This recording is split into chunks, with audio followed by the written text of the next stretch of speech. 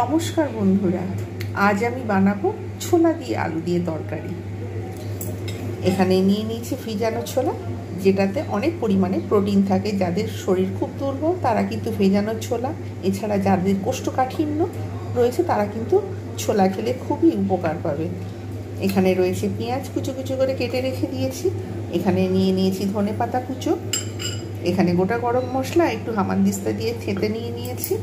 এখানে নিয়েছি ধনে গুঁড়ো, জিরে গুঁড়ো, লঙ্কা গুঁড়ো, হলুদ গুঁড়ো, আদা রসুন পেস্ট। আর এখানে যেহেতু আলু দিয়ে তরকারি হবে, আপনারা কিন্তু যদি আলু বেশি খান আলু বেশি দেবেন, আর যদি ছোলা বেশি খান তবে ছোলা বেশি দেবেন।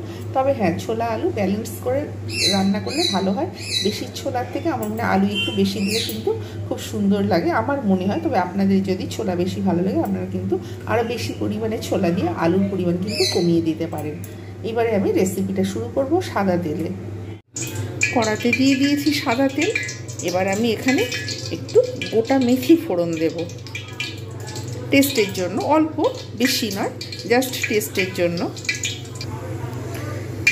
মেথিটা যেই একটা রং ধরে আসবে, একটা সুঘ্রাণ বেরোবে, ঠিক সেই সময় আমি, এখনও একটু বাকি রয়েছে, জাস্ট এবারে একটা সুন্দর ঘ্রাণ আসছে। এইবার আমি এর মধ্যে দিয়ে দেবো গরম মশলা, যেটা আমি হামানদিস্তা দিয়ে ভেঙে রেখে দিয়েছিলাম। এবার আমি এর মধ্যে দিয়ে দেবো, এটা ভালোভাবে ভাজা হয়ে গেছে, পেঁয়াজ। যেহেতু অল্প তরকারি তাই আমি অল্প পেঁয়াজ দেবো। আমি কিন্তু এখানে অতিরিক্ত পেঁয়াজ আমি কিন্তু ব্যবহার করব না। তরকারির হিসাব অনুযায়ী কিন্তু পেঁয়াজ আমি এখানে ব্যবহার করেছি। পেঁয়াজ, মেথি এবং গরম মশলা। আমি এইভাবে কিন্তু এটা যতক্ষণ পর্যন্ত না নরম হচ্ছে পেঁয়াজগুলো, আমি ততক্ষণ পর্যন্ত কিন্তু আমি অপেক্ষা করব। এর মধ্যে আমি কোনো কিচ্ছু দেব না।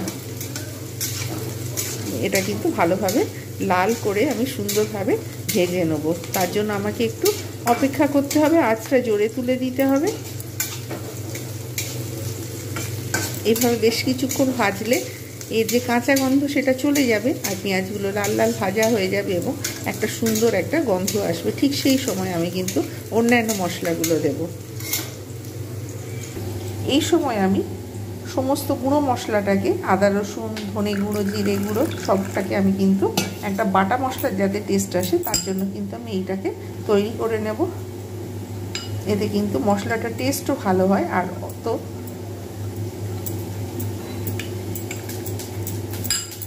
ব্যাস, এটা হয়ে গেল বাটা মশলার একটা টেস্ট।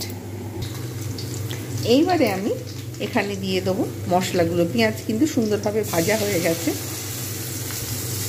তাই আমি এবারে এটাকে দিয়ে কিন্তু এটাকে ভালোভাবে কষতে থাকবো, সমস্ত মশলাগুলো সাথে সাথে পেঁয়াজগুলো। এইভাবে বেশ আমি কিন্তু মশলাটা কিছুক্ষণ কষবো। তেল কিন্তু আস্তে আস্তে অটোমেটিক্যালি ছাড়তে শুরু করবে, আর সাথে সাথে সবগুলো মশলা কিন্তু একসঙ্গে মিক্স হয়ে একটা সুন্দর গন্ধ আসবে।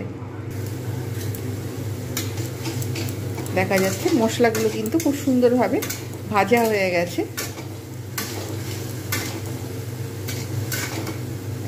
মশলায় তেল ছাড়তে শুরু করে দিয়েছে, মশলাগুলো সুন্দর ভাজা হয়ে গেছে। আপনাদের কাছে টমেটো থাকলে টমেটো দিতে পারেন, কিন্তু আমার কাছে এখন টমেটো নেই। আমি তাই এবারে ছোলাগুলো দিয়ে দেবো। ভালো, যেহেতু কষা হয়ে গেছে সমস্ত মশলাগুলো, এর মধ্যে কিন্তু সব কিছু দেওয়া রয়েছে, আমার আর কিছু দেওয়ার দরকার নেই। আমি কিন্তু এইভাবে একটু ছোলাগুলোকে এর সঙ্গে ভালোভাবে নাড়িয়ে নেব,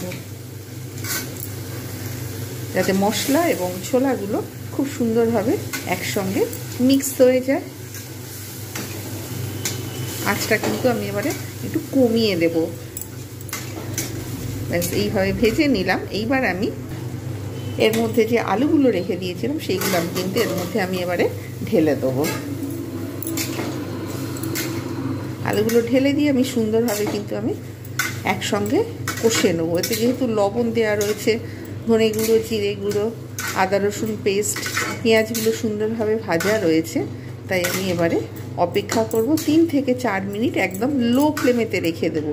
আর চন্দ্রমুখী যেহেতু আলু, তাই আমাকে আলাদা করে এক্সট্রা ভাজার দরকার নেই। এ কিন্তু খুব তাড়াতাড়ি সিদ্ধ হয়ে যায় আর খুব সুন্দর রান্নাতে একটা টেস্ট আনে। তাই আমি এবারে এটাকে কিন্তু 2-3 মিনিট একদম লো ফ্লেমে ঢেকে রেখে দেবো। 2-2.5 মিনিট পর আমি কিন্তু ফিরে এলাম। দেখা যাচ্ছে ছোলা আলু সব কিন্তু একসঙ্গে ভালোভাবে মিক্স হয়ে গেছে। খুব সুন্দর একটা স্মেল আসছে। একটা যখন সুগন্ধ বেরোচ্ছে বোঝাই যাচ্ছে। আমি এতে এবার একটুখানি দিয়ে দেবো ধনে পাতা।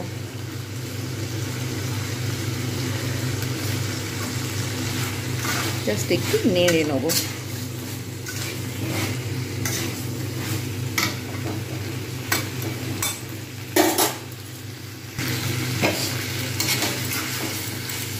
ভালোভাবে যেহেতু নাড়া হয়ে গেছে, ছোলা এবং আলুগুলো খুব সুন্দরভাবে কষা হয়ে গেছে, তাই এবারে আমি এতে পরিমাণ মতো দিয়ে দেবো জল। আমি রুম টেম্পারেচারের জল ব্যবহার করব, এখানে গরম জল ব্যবহার করার কোনো দরকার নেই। একমাত্র এটা একটা জেনে রাখা দরকার, একমাত্র মাংস, বিশেষ করে মাটন যখন রান্না করা হয় তখন কিন্তু গরম জল ব্যবহার করা হয়, যেহেতু মাটন সিদ্ধ হয় না কিংবা চিকেন সিদ্ধ হবে না সেই জন্য। নাহলে কিন্তু এমনি নর্মাল রান্নাতে এমনি রুম টেম্পারেচারের জল ব্যবহার করলে কিন্তু অনেক ঠিক আছে। এক্সট্রা করে আর গরম জল ব্যবহার করার কোনো দরকার নেই। আমি তাই এইবারে যতক্ষণ পর্যন্ত জলটা না কমছে আমি ততক্ষণ পর্যন্ত অপেক্ষা করব মিডিয়াম আঁচেতে রেখে, তারপরে আবার ফিরে আসছি। 2-3 মিনিট পর আমি ফিরে এলাম। আমি কিন্তু এটা তরকারিটা ঠিক এই রকম রাখবো, আমি কিন্তু বেশি শুকনো করব না। এটা কিন্তু আস্তে আস্তে কিন্তু অটোমেটিক শুকনো হয়ে যাবে, বেশি একটু মাখা মাখা হবে, ভালো লাগবে খেতে রুটি কিংবা পরোটার সঙ্গে। তাই আমি এবারে সার্ভ করব আর কিছু কথা বলবো, তাই আমি এবারে ওভেনটা বন্ধ করে দেবো, তারপর ফিরে আসছি। অতিরিক্ত এটা কিন্তু শুকনো হবে না, আবার একদম পাতলাও হবে না, কিন্তু এটা অটোমেটিক্যালি গাঢ় হয়ে যাবে। তাই আমি রেসিপিটা সার্ভ করে এবার দেখাচ্ছি। তৈরি হয়ে গেল ছোলা আলু দিয়ে তরকারি। এটা কিন্তু স্টিম রাইস, লুচি, পরোটা, রুটি সব কিছুর সঙ্গে কিন্তু অনেক সুন্দর লাগে। আপনারা অবশ্যই এইভাবে বানাবেন। আর ভালো লাগলে ভিডিওটা লাইক, কমেন্ট, শেয়ার এবং সাবস্ক্রাইব করতে ভুলবেন না। নেক্সট টাইম আমি আরও একটা নতুন রান্নার ভিডিও নিয়ে উপস্থিত হব। প্রত্যেকে ভালো থাকবেন, সুস্থ থাকবেন। আর এতক্ষণ আমার সঙ্গে থাকার জন্য এবং ছোলা আলু রেসিপি এই ভিডিওটা দেখার জন্য, আমার সঙ্গে থাকার জন্য অসংখ্য ধন্যবাদ আমার তরফ থেকে।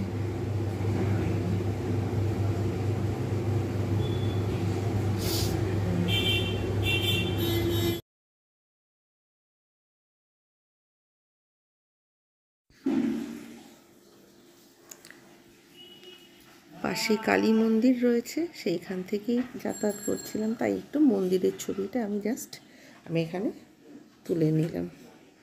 অন্য একটা গান ছিল, কিন্তু আমি এখানে মন্দিরের হয়তো অসুবিধা হবে, যার জন্য আমি এটা এডিটিং করে এখানে দিয়ে দিলাম।